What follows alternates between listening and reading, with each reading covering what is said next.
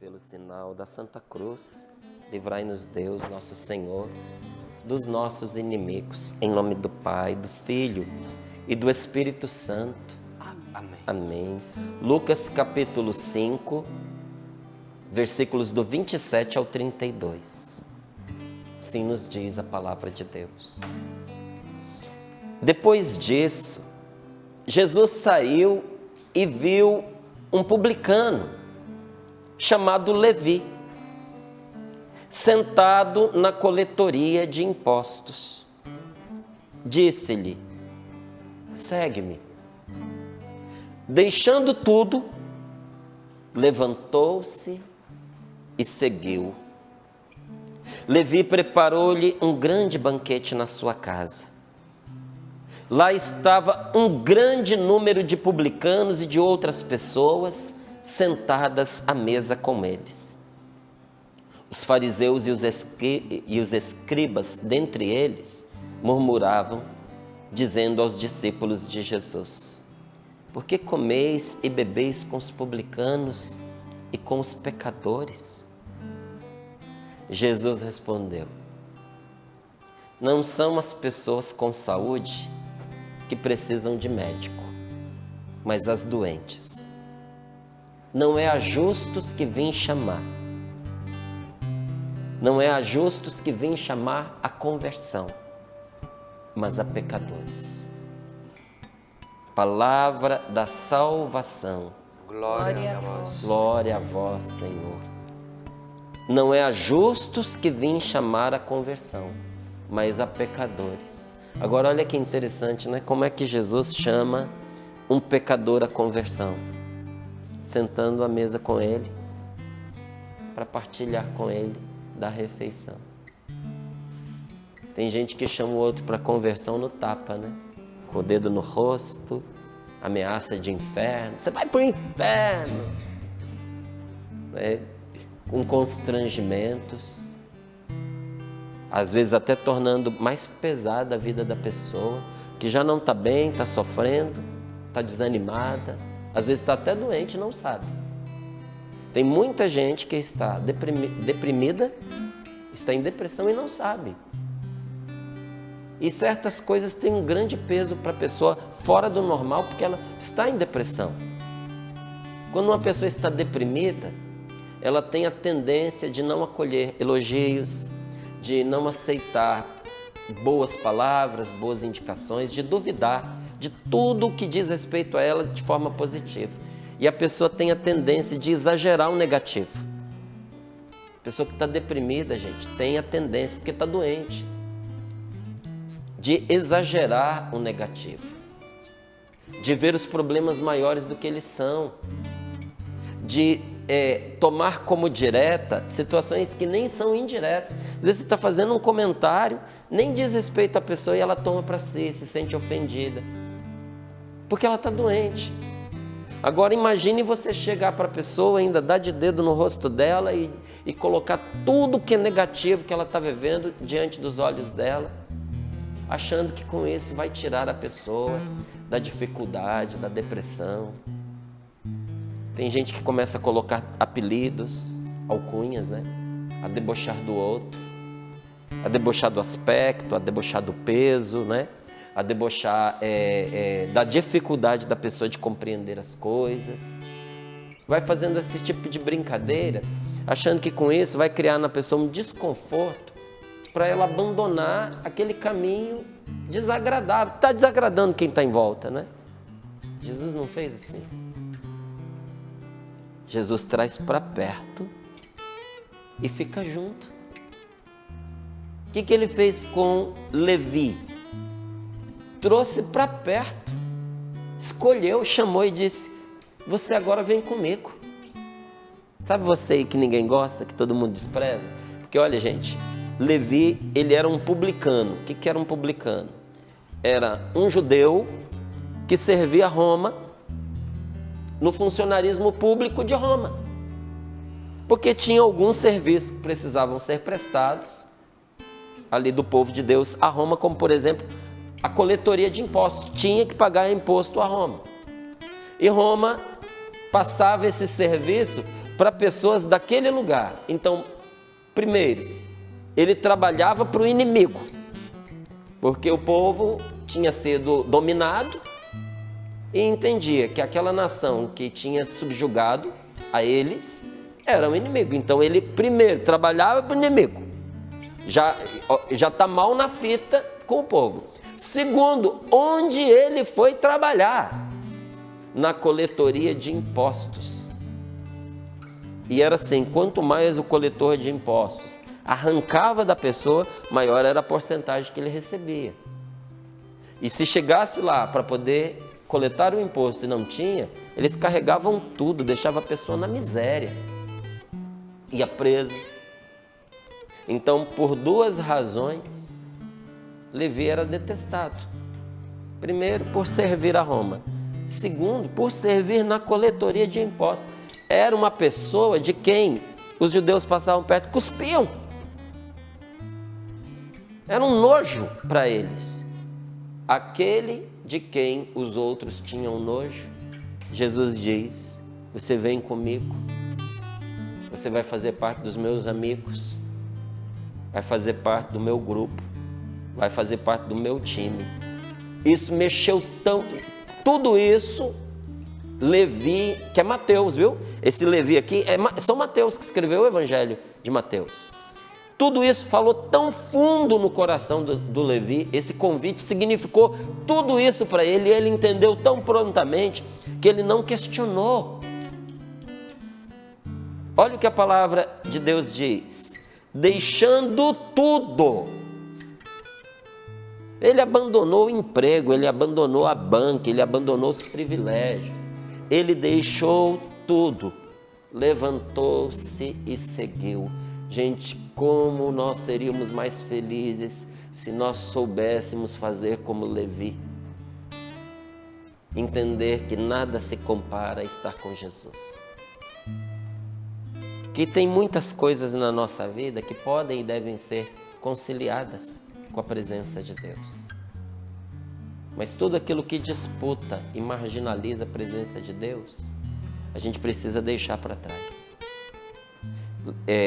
Não é que Jesus estava mandando ele deixar aquele emprego. É que Jesus dizia para ele: diante de toda a marginalidade que você vive, eu te escolho. Eu te quero. Vem comigo. Deixando tudo, levantou-se e seguiu-o.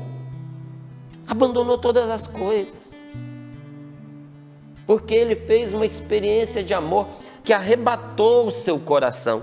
E Levi preparou para Jesus um grande banquete na sua casa. E na casa de Levi, quem estava? Lá estava um grande número de publicanos. Todo mundo que era, me deixa usar a expressão, todo mundo que era da laia dele, ele levou.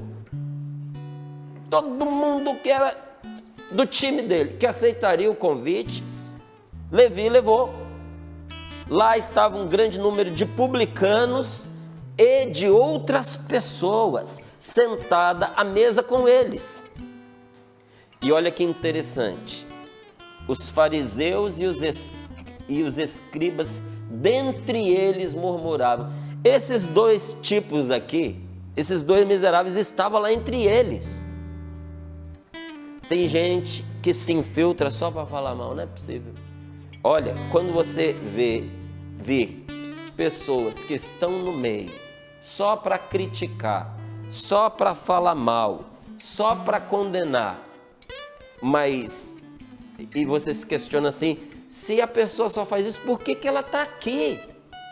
Por que ela não vaza, né? Por que ela não vai embora? Amigo, ela veio, né? Por que ela veio? Olha, fique em paz, porque isso acontece há mais de 2000 anos. Desde que gente é gente, desde que o ser humano é ser humano, tem gente desse tipo. Que não entra e não sai, mas fica ali para atrapalhar. Sempre vai ter essa corja presente. Olha lá, os fariseus e os escribas, dentre eles, murmuravam.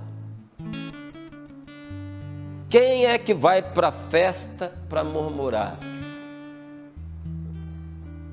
Às vezes, conversando com os meus irmãos de comunidade aqui, eu falo para eles, falei, gente, vocês que vão casar, foca na celebração do matrimônio, no que acontece dentro do templo, dentro da igreja, porque ali é o momento de vocês. Capricha na roupa, a roupa bonita, nos enfeites da igreja, para ficar bem lindo lá dentro, não é? Deixe o padre que vai celebrar a missa, se for o caso da missa do matrimônio, conduzir vocês, conversar com vocês, preparar o coração de vocês, escolha bem as canções, escolha bem os padrinhos, convide para o casamento de vocês quem ama vocês. Essas são as pessoas que precisam estar ali. Se for pouquinho, não tem problema, convida pouquinho. Se são muitos, ótimo. Hoje tem que falar sempre assim, né? Dentro das possibilidades, convide a todos que você pode. E a festa é um detalhe. O casamento não depende de dar certo por causa da festa, porque a festa nem é para vocês. A festa é para os outros. Falei, eu casei, eu nem lembro o gosto da comida, porque eu não consegui comer. Primeiro, a pilha de nervos que a gente fica, né? As emoções ali todas dentro da gente vibrando, né? Depois, quando você sai da igreja, os cumprimentos começam e não terminam nunca mais. Na hora que você senta, você já nem senta mais, porque você senta e você levanta, você senta e você levanta. Então você fica ali para receber os cumprimentos. Quando você é liberado para comer, a comida já esfriou, não é? Já não tem mais comida e você não tem... A última coisa que você está pensando ali é em comida. Aí eu falei, então, não se preocupem com isso. E outra coisa, por melhor que seja, sempre vai ter alguém que vai encontrar um motivo para poder falar mal. Porque tem uma equipe preparada que vai em toda festa para fazer isso daqui. Não importa, pode ser a coisa mais linda. Se for impecável, vai ter alguém que vai falar mal porque foi exagerado. Que exagero, gastar dinheiro com isso. Você viu que luxo, não é? E se falta alguma coisa, teria sido bom se não tivesse faltado alguma coisa. Então, não importa. A gente sempre lida na vida com pessoas, não é difíceis de agradar. Tem certas gentes impossíveis de agradar. Estavam lá no meio, murmurando. Porque comeis e bebeis com os publicanos e os pecadores. Gente, que coisa maravilhosa, porque até gente que faz isso tem uma finalidade na vida da gente. Porque se não fosse essas duas raças aqui, né, dos fariseus e dos escribas, nós não íamos ter essa resposta de Jesus maravilhosa que nós temos aqui. Às vezes as dificuldades criam oportunidades impagáveis, porque esse problema exigiu uma resposta que até hoje ilumina a nossa vida. Jesus respondeu: não são as pessoas com saúde que precisam de médico. Eu vim para cuidar de quem precisa. Eu vim para cuidar de quem está doente. Não é a justos que eu vim chamar à conversão, mas a pecadores. Quando Deus nos toca no íntimo do nosso ser, quando Deus faz um chamado especial para nós, nós não conseguimos guardar isso só para a gente. Levi percebeu que algo de extraordinário tinha acontecido com ele. E diante desse extraordinário, Levi chama todo mundo que cabe na casa dele, até quem não devia foi. Porque ele quer compartilhar a descoberta que ele fez. Ele se aproximou de Deus em Jesus. Ele foi tocado por Deus em Jesus, nosso Senhor. E naquela hora, a felicidade o abraçou. Feliz a pessoa que se aproxima de Deus, porque foi tocada por Ele. Feliz de você que se aproxima de Deus, porque você foi tocado por Ele. Mas quando você se aproxima de Deus, você passa a ter uma vida que você não tinha e você passa a enxergar o que você não enxergava. De verdade, caem as escamas dos olhos. Você para de desperdiçar o tempo precioso da sua vida com coisas que não têm valor. E você passa a valorizar coisas essenciais que antes você não ligava, que antes você desprezava. Se você se aproxima de Jesus, você verá com seus olhos vidas serem transformadas. Olha, tem 27 anos que eu estou na Canção Nova. Tem 33 anos que eu comecei a evangelizar. Eu comecei na evangelização há 33 anos atrás e nunca mais parei. Não dá para parar, gente. Porque o que a gente recebe, o que a gente ganha com isso, dinheiro do mundo nenhum pode comprar. A alegria de ver vidas transformadas. Há 33 anos eu sou testemunha de que Deus pode transformar mesmo a vida mais prejudicada. Então a gente vê coisas grandiosas. Como você que acompanha o Sorrindo para a Vida tem visto coisas grandiosas. Vidas transformadas. Pessoas cheias de alegria. Olha, se nós levássemos a sério a nossa cura interior, nós íamos dar um espetáculo para esse mundo.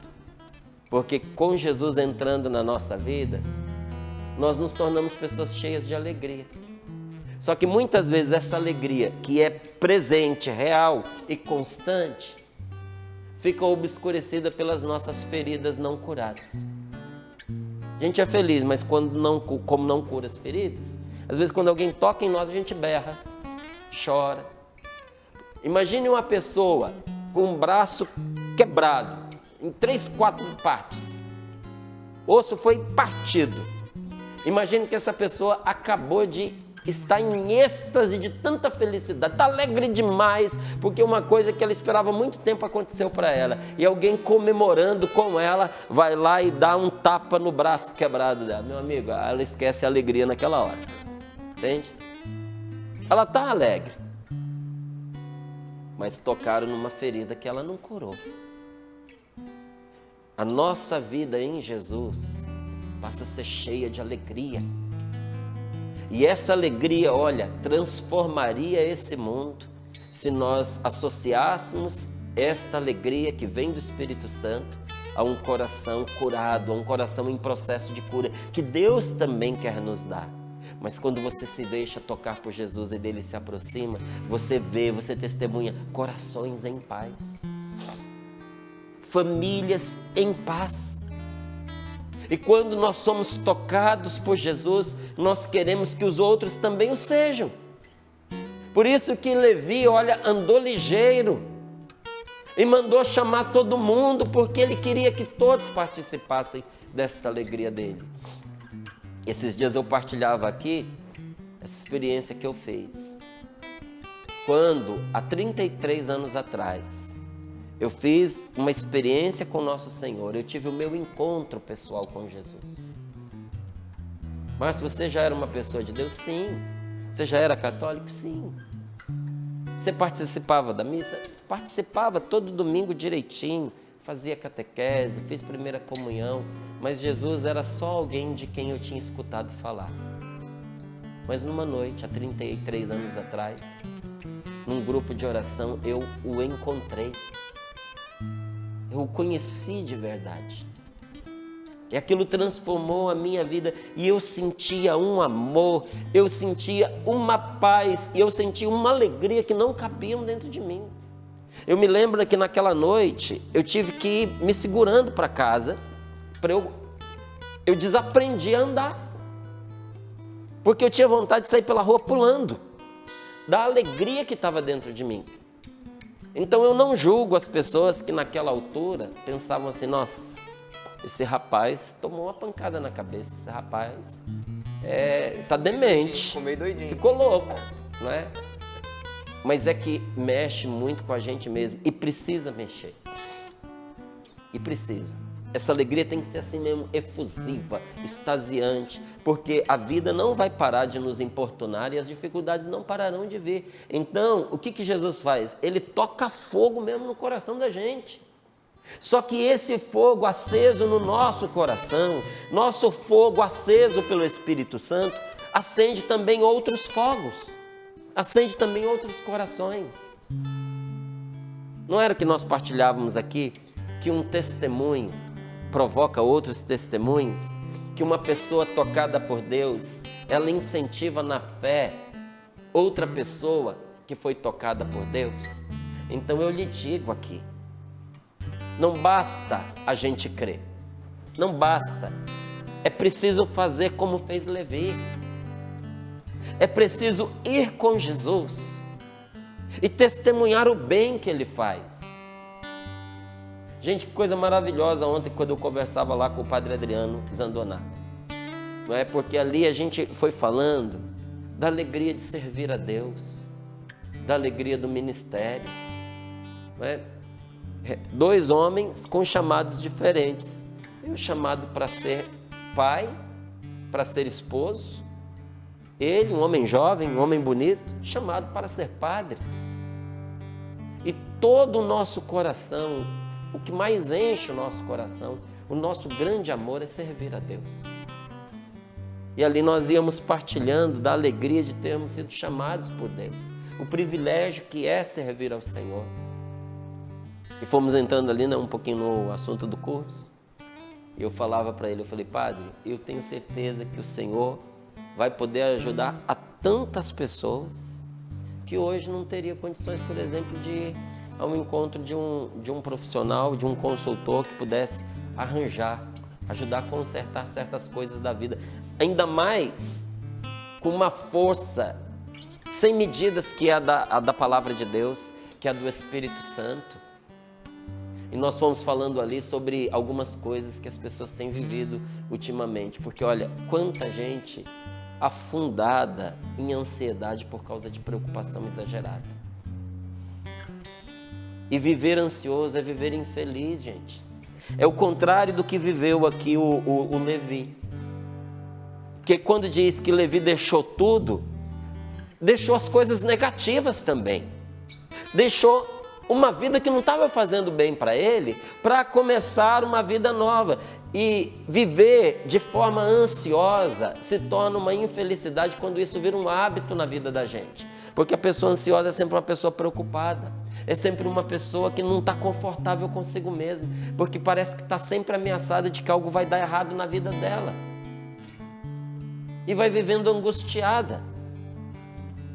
O estresse, ele não mata. Que a gente precisa de um nívelzinho de estresse, né, para a gente fazer bem as coisas. Então, por exemplo, algumas pessoas perguntam para mim assim, mas quando você vai pregar, não dá um friozinho na barriga, não? É claro que dá. E se não der, tem alguma coisa errada. Se não der, quer dizer que você está acomodado. Se não der, quer dizer que a sua segurança está em você mesmo. Então, você pôs Deus fora do caminho. Esse friozinho na barriga é o quê? É estresse. É um estresse bom que mantém a gente preparado. O sapo só está tocando essa canção bonita para a gente porque as cordas do violão estão estressadas. Se você folgar, qual é o contrário do estresse? É folga, é estar tranquilo, relaxado. Se ele relaxar essa corda, ela não toca bonito. Uma vida relaxada, uma vida folgada, nunca vai cantar uma bela canção, nunca vai. Então o estresse é uma coisa importante na vida da gente, mas a angústia mata. Viver angustiado é caminhar para a morte. E eu falava ali, olha padre, quantas pessoas hoje precisam de ajuda porque estão fugindo da realidade. Para não enfrentar os problemas, estão se distraindo e a vida está passando. Estão fugindo dos problemas que deveriam enfrentar, às vezes por covardia.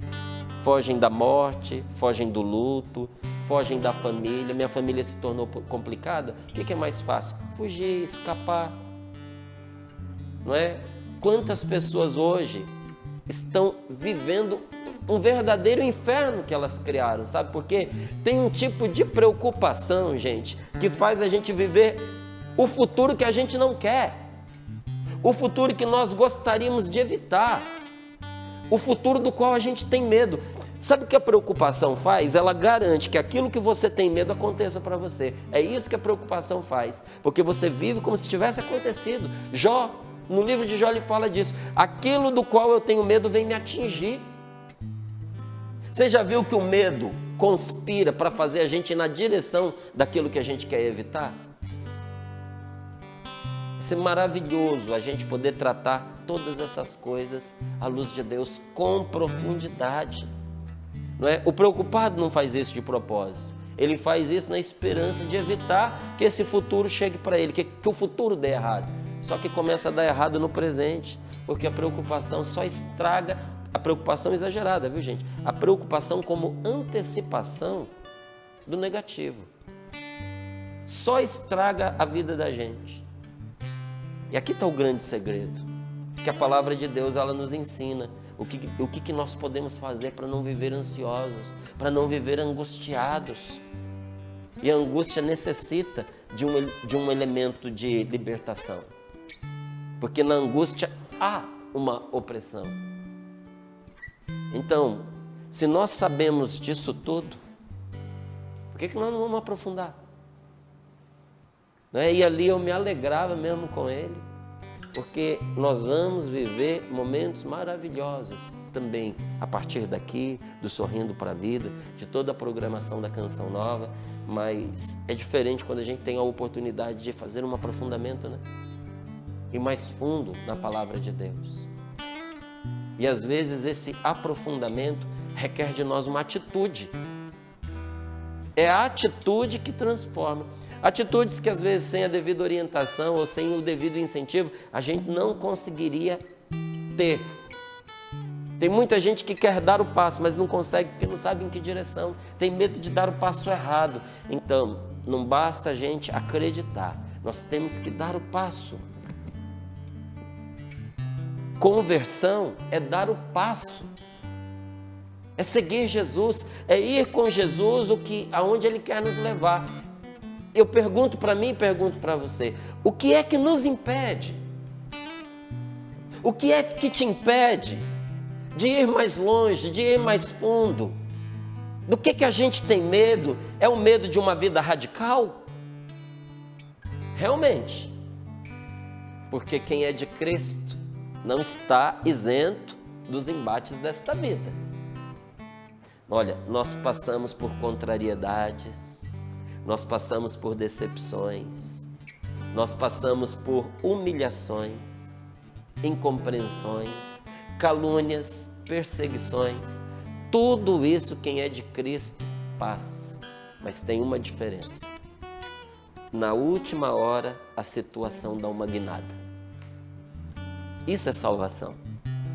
E olha, cada um de nós que estamos aqui, teríamos muitos testemunhos a dar a respeito de situações que na última hora, na hora H, viraram, deram uma guinada. O que é que te impede? É o medo das perdas? Então, tem que confirmar isso aí para você. Não se perde muito, perde-se tudo, perde-se o homem corrompido que existe dentro de nós. Perde-se as preocupações exageradas. Perde-se as amarguras. Prepare-se para perder as suas amarguras. Perde-se os desequilíbrios. Porque o Espírito Santo põe a gente no prumo, gente.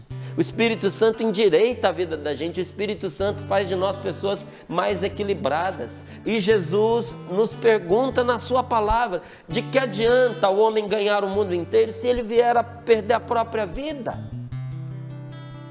Nós gastamos a nossa vida com ganhos muito insatisfatórios.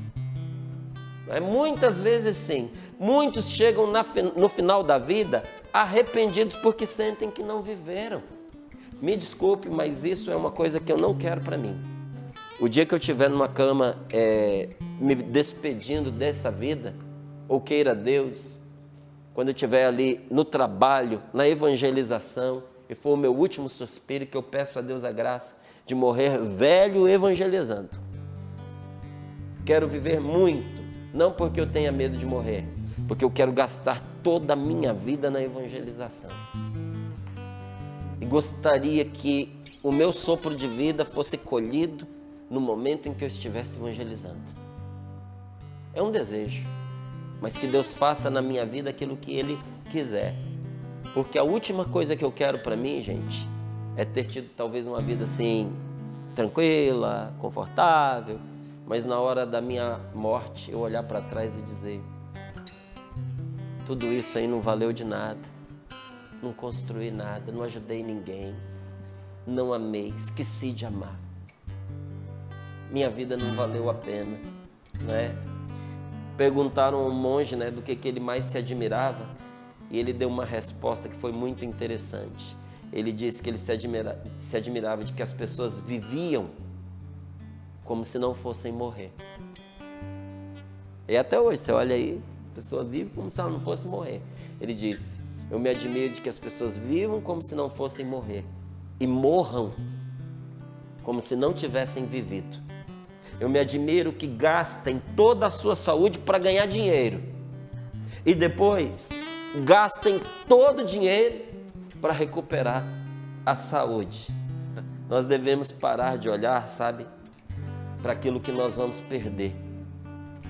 Nós temos que começar a olhar para aquilo que nós vamos ganhar. Nós estamos nesse mundo para ganhar a vida eterna. E Cristo Jesus, nosso Senhor, conquistou ela para nós. O único trabalho que a gente tem é não desperdiçar, é não jogar fora aquilo que Ele já conquistou. Talvez haja quem não aceite o convite de Jesus. Talvez tenha aquelas pessoas que não queiram segui-lo. Talvez você olhe e diga assim: Márcio, tem muita gente abandonando o barco. Tem muita gente que não topa mais esse convite. Pois é, meu amigo, pode ter algumas pessoas, porque eu não penso assim que são tantas, não. Quando alguém se encontra com Jesus de verdade, é difícil não se apaixonar. Mas mesmo que sejam muitos, quero te dizer uma coisa nessa manhã: nós estamos aqui. Você não está sozinho. Nós estamos aqui e vamos com Jesus, e estamos aqui esperando por você. Nós vamos fazer essa caminhada juntos. Aceita o convite, venha, você não está só. Nós estamos juntos nessa, e Jesus veio para quem precisa e age na vida de quem o aceita. Aceita o convite? Então vamos rezar um pouquinho e vamos entregar a nossa vida nas mãos de Jesus nesta manhã. O que fica de mais importante desta palavra? Estar com Deus, caminhar com Ele. O resto é resto. O resto vem como acréscimo. Mesmo aquelas coisas que a gente acha tão importante, é como o troco, a gorjetinha, a mesadinha que o pai escondido vai e põe no bolso do filho. Isso que você acha que é tão importante na sua vida, que se você tiver, vai te fazer feliz. Isso que você acha que é tão difícil de alcançar, para Deus, é uma gorjetinha que Ele vai te dar. Você vai conseguir. Mas isso não é o prêmio, isso é a gorjeta. Deus tem algo para você muito maior. Confia. Senhor, dá-nos esta graça, nós te pedimos. Enche-nos com Teu Santo Espírito para que nós possamos viver esta vida nova, no poder da Tua graça. É o que nós queremos. Transforma-nos, Senhor. Ajuda-nos, Senhor, para que nós sejamos em tudo agradáveis a Ti, já que o Senhor é o único que faz de verdade da nossa vida uma vida agradável. Vem, Senhor Jesus. Põe Tuas mãos sobre nós.